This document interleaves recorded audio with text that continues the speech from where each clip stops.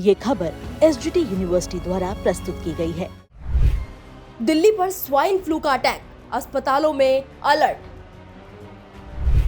Corona की तरह फैल रहा है दिल्ली में नई दहशत।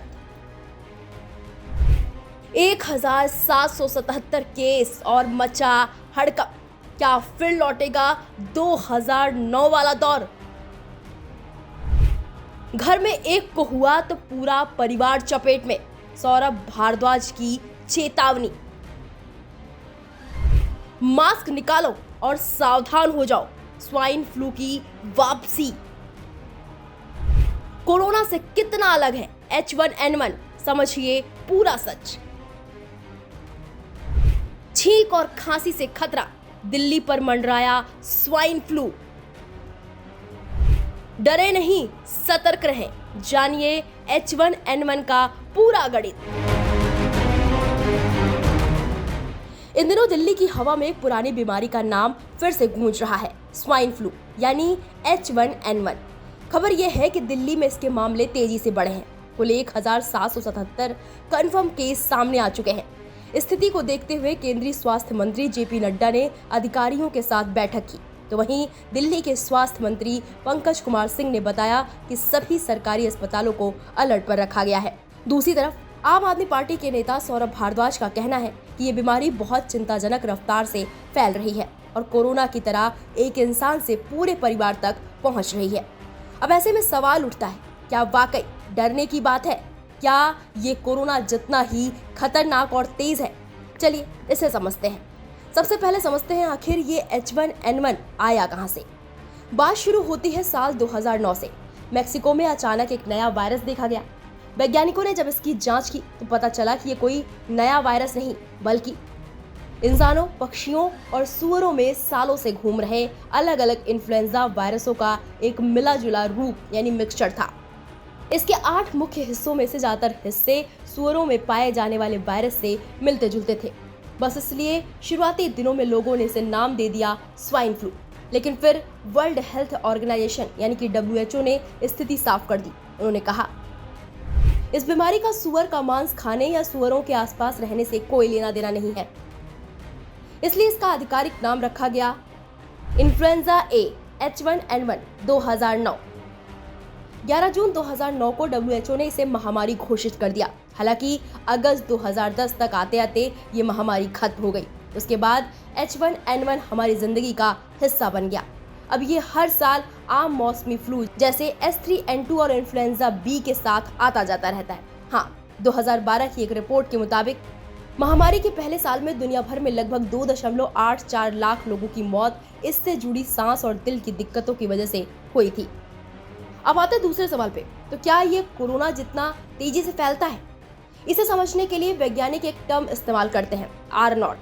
आसान भाषा में कहें, R0 का मतलब है कि एक बीमार व्यक्ति औसतन कितने नए लोगों को बीमार कर सकता है। H1N1 का R0 जाने तो अध्ययनों के मुताबिक इसका R0 लगभग 1.46 यानी 1.3 से 1.7 था।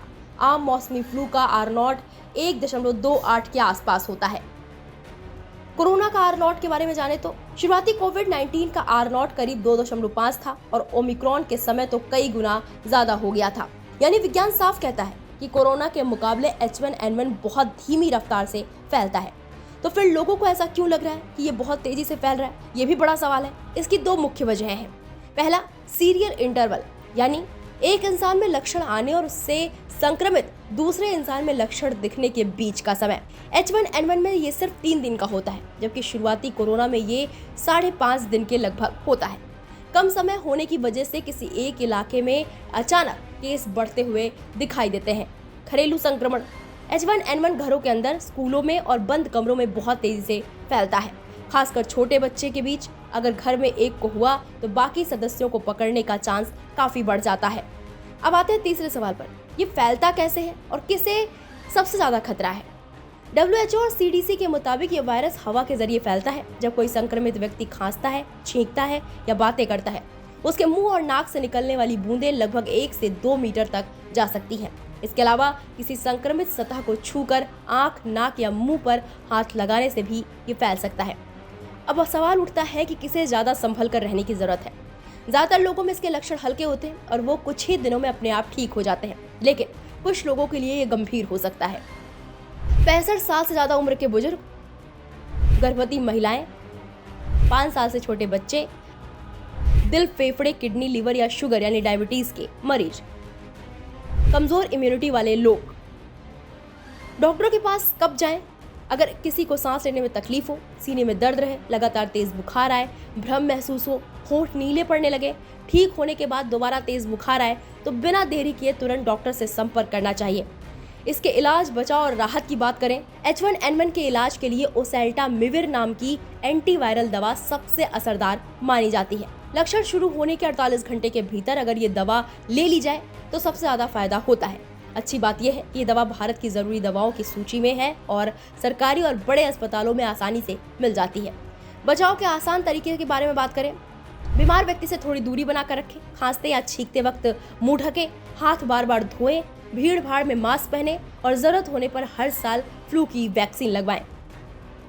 अब ये पहले जितना खतरनाक क्यों नहीं रहा, ये भी एक सवाल उठ रहा है। 2009 के बाद से अब तक दुनिया की बहुत बड़ी आबादी इस वायरस के संपर्क में आ चुकी है, जिससे शरीर में कुदरती ढाल बन गई है। इसके अलावा अब हर साल आने वाले फ्लू वैक्सीन में H1N1 का टीका भी शामिल होता है। साथ ही हमारी स्वास्थ्य व्यवस्था पहले से काफी बेहतर हुई है। दवाइयों की सही समय पर उपलब्धता, बेहतर ICU सुविधाएं और वेंटिलेटर सपोर्ट ने मौतों के खतरे को काफी कम कर दिया है। भारत में बीमारियों की गिनती मुख्य रूप से अस्पतालों में आने वाले मरीजों से होती है, इसलिए हो सकता है कि असल मामले रिपोर्ट किए गए 1777 मामलों से थोड़े ज्यादा हों। लेकिन काम की बात यह है कि बढ़ते मामलों को देखकर घबराने या पैनिक करने की बिल्कुल जरूरत नहीं है। बस सतर्क रहिए, साफ सफाई का ध्यान रखिए और लक्षण दिखने पर डॉक्टर की सलाह लीजिए। सुरक्षित रहिए, सेहतमंद रहिए और इस जानकारी पर आपकी जो भी राय हो हमें कमेंट सेक्शन में जाकर जरूर बताइए।